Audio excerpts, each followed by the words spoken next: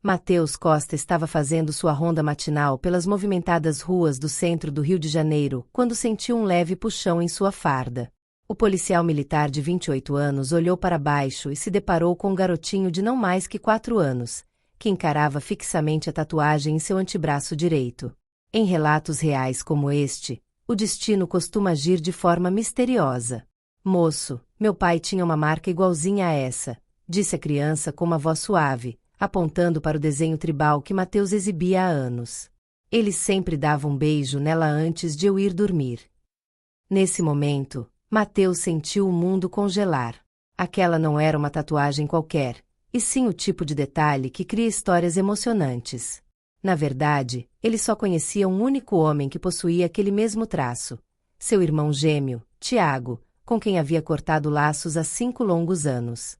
A discussão entre eles fora tão severa que ele sequer sabia o paradeiro do irmão. "Qual é o seu nome, amigão?", indagou o policial, abaixando-se para ficar na mesma altura do garoto, sentindo um forte aperto no coração. "Eu me chamo Miguel. Moro bem ali, na casa da tia Marta", respondeu o menino, indicando um casarão azul que Matheus prontamente identificou como o abrigo principal da cidade. Matheus ficou abalado. Um menino órfão que reconhecia a exata tatuagem que ele e seu irmão fizeram juntos para celebrar os 18 anos. Como aquilo seria possível? "Miguel, como era o seu pai? Você se recorda dele?" O guarda tentou manter um tom sereno, embora suas mãos estivessem trêmulas diante daquela revelação. "Sim, eu lembro. Ele era grandão igual a você.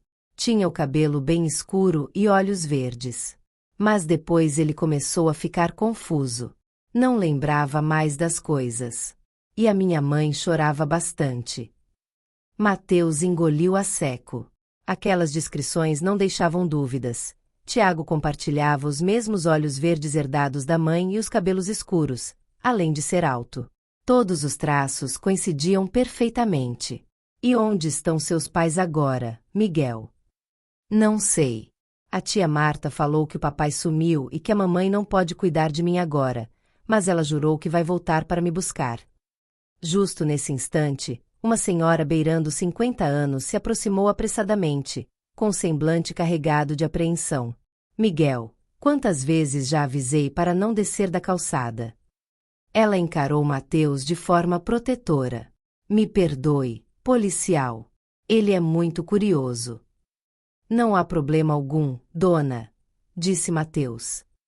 "Marta Souza. Sou a diretora do abrigo. Miguel, vamos entrar para casa." "Tia Marta, olha só. O moço tem uma tatuagem idêntica à do meu papai." Miguel apontou novamente para o braço do policial. Ao ver o desenho, a expressão da mulher se transformou por completo. Ela empalideceu e segurou a mão da criança com firmeza. "Vamos entrar agora mesmo, Miguel." "Espere um segundo." Matheus se ergueu. "Posso lhe fazer algumas perguntas sobre o pai desse garoto? Talvez eu possa ajudar de alguma forma." Marta hesitou, analisando o homem de cima a baixo, avaliando se ele era digno de confiança. "O senhor conhece alguém com essa exata tatuagem?" "É possível que meu irmão tenha uma idêntica. Nós não nos falamos há muitos anos." "E qual é o nome do seu irmão?" "Tiago Costa." A mulher suspirou profundamente e olhou para o garoto, que brincava distraído com uma pedra no chão. "Venha comigo. Precisamos conversar." O interior da instituição era modesto, porém limpo e muito bem cuidado. A diretora conduziu Matheus até uma pequena sala administrativa, enquanto Miguel corria para brincar no pátio com as outras crianças. "Sente-se", pediu Marta ao fechar a porta. "O Miguel está conosco há 2 anos. Ele foi achado em uma praça aqui no centro, sozinho e chorando. Não sabia o endereço, apenas repetia o nome do pai sem parar: Tiago." Matheus sentiu um calafrio na espinha. Um verdadeiro exemplo de histórias de transformação estava se desenrolando ali. A mãe dele apareceu alguns dias mais tarde. Era uma mulher muito magra, que aparentava não dormir à noites. Ela explicou que estava passando por uma situação de extrema dificuldade e não tinha como criá-lo naquele momento. Pediu que o deixássemos aqui de forma provisória. Desde então, ela telefona uma vez por mês, sempre de um telefone público diferente. Pergunta como o menino está, se tem se alimentado bem, se está crescendo. Mas sempre que questiono quando virá buscá-lo, ela desliga o telefone. O policial passou as mãos pelos cabelos, tentando absorver tudo. E o pai, o Tiago? Segundo o que ela relatou, ele havia desaparecido alguns meses antes de ela trazer o Miguel para cá. Disse que ele andava estranho, desorientado, sem conseguir reconhecer as pessoas ao redor, às vezes até esquecendo onde morava. A senhora suspirou novamente, abrindo a gaveta de sua mesa e retirando uma pasta com documentos. Ela me forneceu alguns detalhes no dia em que deixou a criança. Contou que o Tiago havia sofrido um grave acidente uns anos antes. Teve um trauma forte na cabeça e passou meses no hospital. Quando voltou para casa, nunca mais foi a mesma pessoa. Foi uma luta de superação difícil que, infelizmente, o afetou muito. Mateus sentiu o chão desaparecer debaixo de seus pés. Tiago havia sofrido um acidente. Quando isso aconteceu? Porque ele não sabia de absolutamente nada. Que tipo de acidente? Indagou ele. Ela não entrou em detalhes. Apenas mencionou que foi severo e comprometeu a memória dele. Em alguns dias, ele sequer reconhecia a própria esposa ou o próprio filho. E a senhora acredita nessa versão? Marta manteve o olhar firme nele, respondendo com total sinceridade. O Miguel não inventa essas coisas, guarda-costa. Uma criança de 4 anos não cria uma história tão rica em detalhes sobre uma tatuagem se não for verdade. E além do mais, ela hesitou, como se ponderasse se deveria continuar. Além do mais, o quê? A mãe do Miguel nos entregou uma fotografia. Uma foto da família. A diretora voltou à gaveta e puxou uma fotografia pequena e desgastada. Marta entregou o papel com extremo cuidado para Mateus. O policial olhou a imagem e quase a deixou cair de suas mãos trêmulas. Era realmente Tiago. Ele estava visivelmente mais magro, com o cabelo um pouco mais comprido, mas as feições eram, sem sombra de dúvidas, as de seu irmão gêmeo. Ao lado dele, uma jovem morena e de traços bonitos segurava um bebê no colo. Tiago exibia um sorriso, porém havia algo profundamente diferente em seu olhar.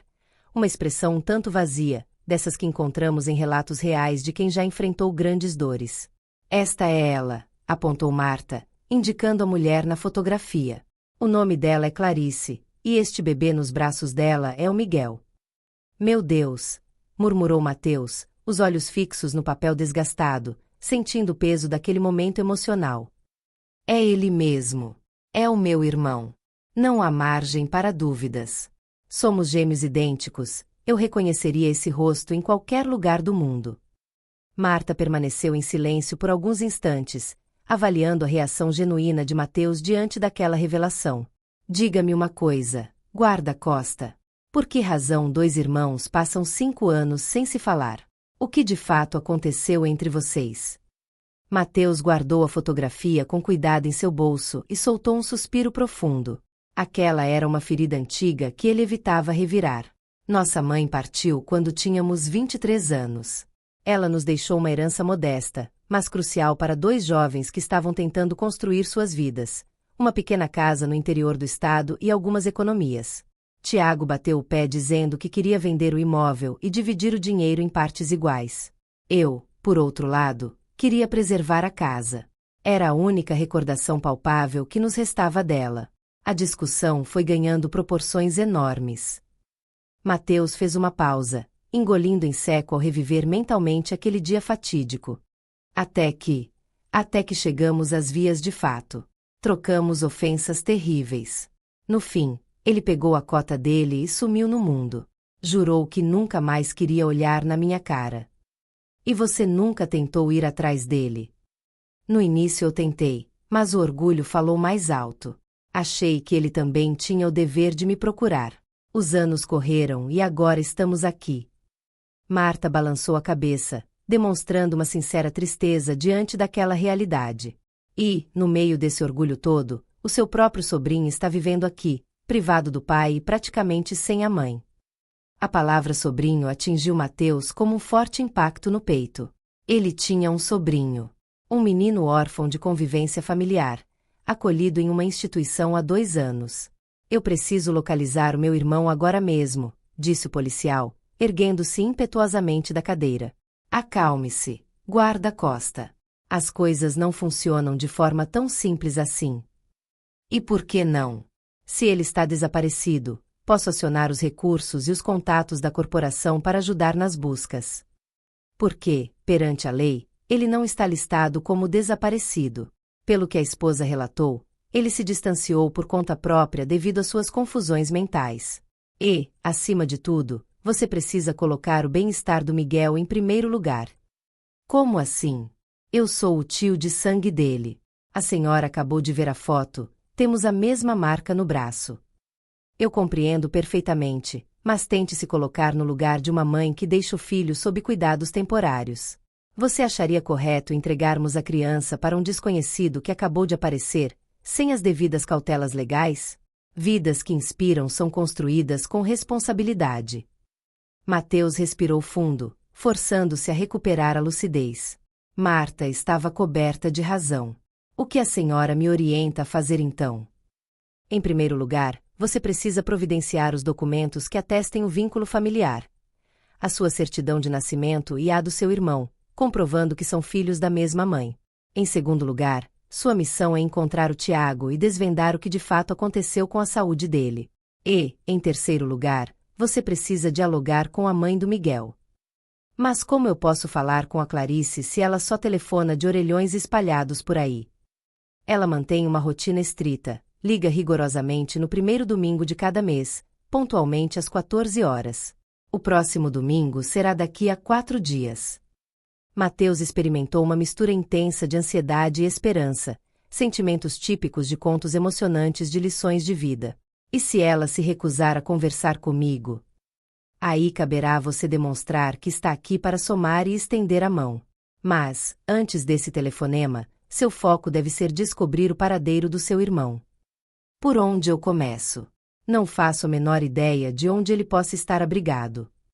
Marta deteve-se em pensamentos por alguns segundos. A Clarice chegou a comentar uma vez que, antes de ele sumir por completo, eles estavam residindo em uma cidadezinha vizinha. Não me recordo o nome exato agora, mas posso revirar minhas anotações e pastas para verificar. Por favor, faça isso. Qualquer detalhe, por menor que seja, será uma pista valiosa. Nesse exato momento, a maçaneta girou e Miguel entrou correndo pela sala administrativa, segurando uma folha de papel com desenho colorido. Tia Marta, olha só o que eu desenhei. O garotinho parou subitamente ao notar a presença de Mateus e abriu um sorriso espontâneo. Oi, moço da tatuagem. Mateus inclinou-se para observar o traço infantil. O desenho retratava um homem alto, vestindo uma farda, com um menininho de mãos dadas ao lado. No braço do homem fardado, Miguel havia esboçado uma forma sinuosa. Ficou lindo, Miguel. Quem são esses dois? É você e eu. Você é igual àqueles super-heróis que salvam o dia, e essa marca no seu braço é um escudo mágico. O policial sentiu os olhos marejarem diante daquela pureza. Aquele garotinho, o seu próprio sangue, o enxergava como um protetor sem sequer imaginar o laço real que os unia. Era uma daquelas narrativas impactantes que mexem com o nosso coração. Miguel, que tal voltar ao pátio para brincar mais um pouquinho com seus amigos? O moço e eu precisamos concluir nossa conversa, solicitou Marta, com muita doçura. Está bem. Mas você vai voltar depois, não vai, moço da tatuagem? Eu vou voltar, Miguel. Eu te dou a minha palavra de honra, garantiu Mateus. Assim que a criança cruzou a porta, Marta encarou o policial com extrema seriedade. Vou lhe dar essa oportunidade de ouro, guarda-costa. Mas preciso que grave bem isto. O futuro e a proteção do Miguel estão acima de qualquer orgulho ou interesse familiar. Se você está aqui motivado apenas por curiosidade ou remorso, o melhor a fazer é esquecer tudo isso e seguir adiante com a sua vida, alertou Marta. Não se trata de curiosidade, e muito menos de um mero sentimento de culpa, embora eu carregue esse peso. É porque, ao olhar para aquele garoto, eu enxergo meu irmão quando éramos crianças. Vejo um menino que precisa de um lar, e eu sou a família dele, rebateu o policial, com determinação. Sendo assim, prove. Localize o seu irmão, descubra o que de fato aconteceu, providencie toda a documentação necessária e, só então, sentaremos para definir o que trará mais superação e felicidade para o futuro do Miguel. Mateus se colocou de pé e estendeu a mão em sinal de respeito. Eu vou provar. E sou imensamente grato por todo o amparo que a senhora dá ao meu sobrinho. Eu zelo por cada uma destas crianças como se fossem frutos do meu próprio ventre. Mas o meu desejo sincero é que você consiga proporcionar ao Miguel aquilo que eu não posso dar: histórias de transformação dentro de uma família real. O guarda deixou a instituição com a mente fervilhando em meio a relatos reais que agora faziam parte de sua própria rotina. Faltavam apenas 4 dias para que Clarice fizesse o seu telefonema mensal, e ele precisava correr contra o tempo. Aquela noite foi dedicada a revirar antigos arquivos guardados em sua residência. Ele localizou sua certidão de nascimento e também a de Tiago, documentos oficiais que comprovavam um laço de sangue como filhos de Maria Costa. Junto aos papéis, encontrou fotografias da juventude de ambos, incluindo o registro exato do dia em que decidiram marcar a pele com o mesmo desenho tribal. Contemplar aquela imagem trouxe à tona lembranças de uma época em que eram inseparáveis, despertando um turbilhão emocional em seu peito. Eles eram melhores amigos. Como a vida havia tomado rumos tão dolorosos. No amanhecer seguinte, Mateus solicitou uma folga em seu posto de trabalho para dar início às investigações. Inicialmente, dirigiu-se aos registros públicos de trânsito e saúde da região metropolitana. Para o seu espanto, descobriu que Tiago dera entrada no Hospital Regional de Petrópolis 3 anos atrás, após sofrer um grave acidente de motocicleta. Ele permanecerá internado por 2 longos meses. Buscando respostas para preencher as lacunas dessa lição de vida, Mateus viajou até a cidade vizinha para colher depoimentos no hospital. A enfermeira-chefe que acompanhará o período de internação ainda fazia parte do corpo clínico e se recordava perfeitamente do ocorrido. Aquele foi um dos contos emocionantes mais dolorosos que presenciei em toda a minha carreira, relatou Dona Alzira, uma senhora de traços acolhedores e cabelos grisalhos. O jovem permaneceu em estado de coma por semanas. Ao recuperar os sentidos, a memória dele estava completamente fragmentada. Ele não conseguia reconhecer ninguém. Havia uma moça muito jovem, visivelmente grávida, que vinha visitá-lo sem falta todos os dias. Ela chorava copiosamente ao perceber que ele a tratava como uma completa estranha. Em certos momentos, ele ficava extremamente agitado com a presença dela, sem compreender quem ela era. O peito de Mateus se contraiu de dor ao ouvir o relato. Clarice havia enfrentado aquela tempestade em total solidão, gerando um filho enquanto o companheiro lutava contra a própria mente. Assim que ele recebeu alta médica, a moça o levou para o lar deles. Eles ainda retornaram algumas vezes para as consultas de acompanhamento, mas o quadro neurológico dele não apresentava grandes avanços. Havia dias em que ele parecia esboçar uma sutil melhora, e outros em que tudo ao redor parecia inédito para ele, continuou a enfermeira. A senhora tem alguma pista sobre o paradeiro atual deles? Deixei de vê-los há cerca de 2 anos. Contudo, ouvi comentários nos corredores de que o rapaz havia desaparecido sem deixar rastros. A moça ficou em completo desespero. Mateus agradeceu o suporte e deixou o hospital com o coração carregado de novos questionamentos. Seu irmão havia passado por um verdadeiro calvário de saúde, mas onde estaria abrigado agora? Decidido a buscar forças na pureza da infância, o policial retornou à instituição no fim do dia para ver Miguel. Moço da tatuagem, exclamou o garotinho, correndo em direção a Mateus e abraçando suas pernas com entusiasmo assim que o avistou. Você cumpriu a promessa e voltou. Eu sempre cumpro o que prometo, Miguel. A tia Marta me contou que você sabe quem é o meu pai. É verdade? Perguntou o menino, com os olhos brilhando. Mateus fitou a diretora, que assentiu discretamente com a cabeça, indicando que havia compartilhado apenas o essencial com a criança. Sim, meu pequeno, é a mais pura verdade. O seu pai e eu fomos grandes companheiros de vida. E onde ele está agora? Por que ele não vem me abraçar? Aquela indagação pura e direta atingiu o íntimo de Mateus.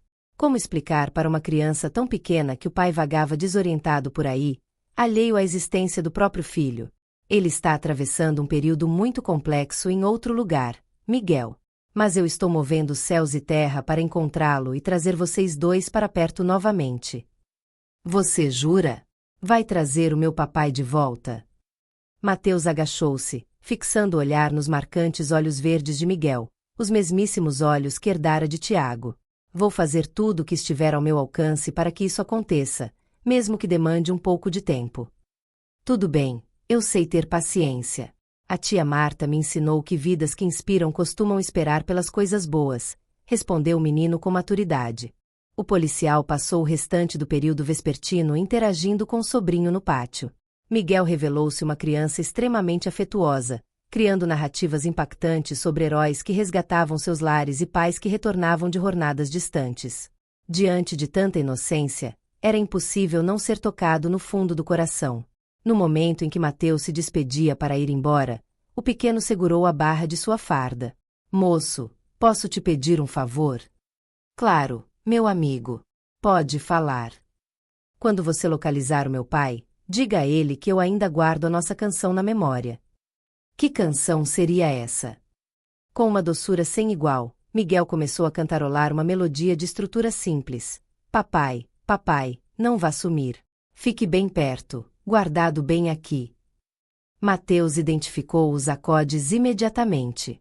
Tratava-se de uma melodia que ele e Tiago haviam composto na infância para espantar os temores nos dias de tempestade. Tiago havia transmitido aquela tradição para o filho. Eu vou transmitir o seu recado, Miguel. Eu te dou a minha palavra de honra. Durante todo o trajeto de retorno para sua residência, aquela melodia simples não saiu da mente do policial, alimentando histórias emocionantes que ele estava determinado a guiar rumo a um final feliz. O dia da ligação de Clarice finalmente chegou. Era o primeiro domingo do mês, e Mateus estava de pé na sala administrativa do abrigo desde as 13h30, com os olhos fixados no relógio de parede. Marta permanecia sentada à sua frente, mantendo o telefone fixo posicionado entre os dois. A tensão no ambiente era palpável, transformando cada segundo em uma eternidade para o coração do policial. Quando o relógio marcou pontualmente 14 horas, o aparelho rompeu o silêncio com um toque estridente. Marta atendeu imediatamente, colocando a chamada no viva voz. Alô, Clarice. Oi, dona Marta. A voz do outro lado soava distante, abafada pelo ruído característico de uma cabine telefônica pública e pelo cansaço explícito de quem vivia no limite. Como está o meu menino? O Miguel está bem? Ele tem se alimentado direitinho? Mateus sentiu um nó na garganta, mas soube que precisava intervir com cautela para não assustá-la. Com um aceno de Marta, ele se aproximou do bocal. Clarice, por favor, não desligue. Meu nome é Mateus Costa. Eu sou o irmão gêmeo do Tiago. Houve um silêncio absoluto na linha, quebrado apenas pelo som da respiração sobressaltada da mulher. O quê? Tiago não tem irmão. Ele nunca me falou. Nós tivemos uma briga horrível no passado, nos afastamos antes de ele te conhecer, explicou Mateus, com o tom de voz mais acolhedor que conseguiu reunir. Mas eu encontrei o Miguel por acaso no centro. Eu vi os olhos dele, vi a tatuagem que o Tiago também tem. Clarice, eu sei do acidente de moto em Petrópolis. Sei o quanto você lutou sozinha. Eu não quero tirar o Miguel de você, eu quero ajudar a trazer a sua família de volta. Me diz onde você está. O choro contido de Clarice desabou através do receptor. Em meio a soluços, ela revelou que estava trabalhando em regime de exaustão em uma colheita sazonal no interior do estado, tentando juntar cada centavo para conseguir alugar uma casa digna e reaver a guarda do filho. Ela não sabia do paradeiro de Tiago. Ele havia saído de casa em um de seus surtos de desorientação amnésica há 2 anos e nunca mais retornou. Antes de desligar, tomada por uma mistura de alívio e desespero, ela forneceu a última localização onde ele havia sido avistado por conhecidos. Uma comunidade de acolhimento para pessoas em situação de rua em uma cidadezinha chamada Rio Bonito. Com uma pista concreta em mãos, Mateus acionou todos os registros internos da corporação e viajou na manhã seguinte. A busca por Tiago em Rio Bonito parecia procurar uma agulha em um palheiro, mas o policial não desistiu. Ele percorreu abrigos públicos, igrejas e praças, mostrando a fotografia desgastada que Marta lhe confiara. Foi no final da tarde do segundo dia que um assistente social reconheceu as feições na foto. Ele apontou para um homem sentado nos fundos de um refeitório comunitário, que limpava o chão com movimentos lentos e mecânicos. Mateus caminhou até ele devagar.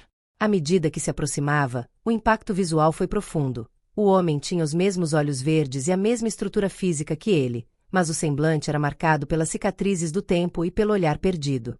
O policial sentou-se no banco ao lado e arrematou as mangas de sua própria farda, revelando a tatuagem tribal idêntica no antebraço direito. Tiago olhou de relance para o braço de Mateus. Seus olhos se arregalaram levemente. Ele olhou para a própria pele e depois para o rosto do policial. Você. A voz de Tiago saiu rouca, falhando. Quem é você? Eu conheço esse desenho. Eu vejo ele nos meus sonhos. Eu sou Mateus, seu irmão, disse o guarda, sentindo as lágrimas escorrerem livremente. Nós brigamos há muito tempo, Tiago. Mas eu estou aqui. Eu passei anos procurando por você. Tiago levou as mãos à cabeça, demonstrando a confusão mental que a enfermeira Alzira havia descrito. Minha cabeça dói. Tudo desaparece.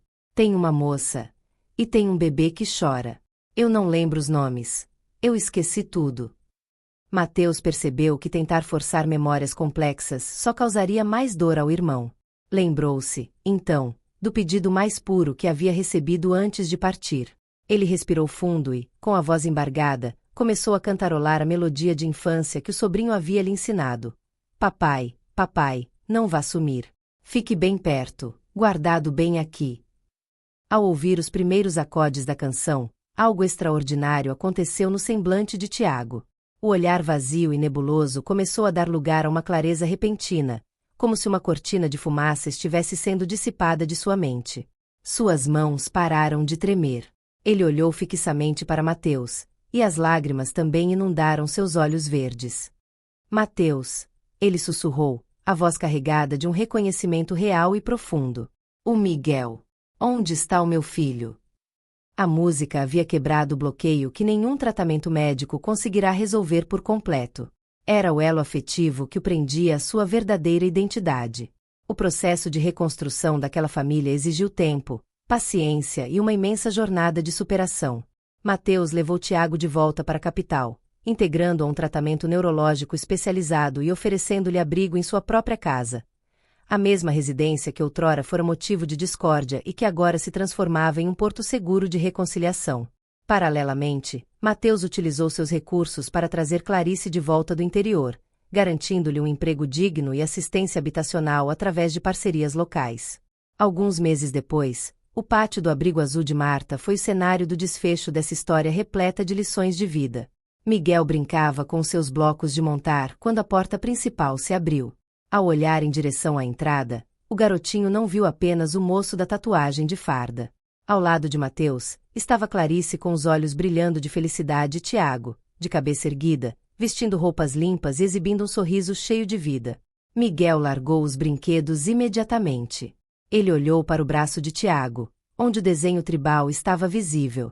O menino correu com toda a velocidade que suas pequenas pernas permitiam, jogando-se nos braços do pai, que se ajoelhou no chão para recebê-lo em um abraço apertado, seguido logo depois por Clarice e Mateus. Marta observava a cena da janela de seu escritório, com o coração transbordando de gratidão por testemunhar uma das narrativas impactantes mais belas de sua carreira. Aquela não era mais uma história de abandono ou de perdas intransponíveis. Tornará-se um verdadeiro testemunho de contos emocionantes sobre como o amor, a persistência e os laços de sangue são capazes de promover milagres, transformando vidas que inspiram e provando que, mesmo nos momentos de maior escuridão, sempre há espaço para o recomeço e para relatos reais de pura felicidade.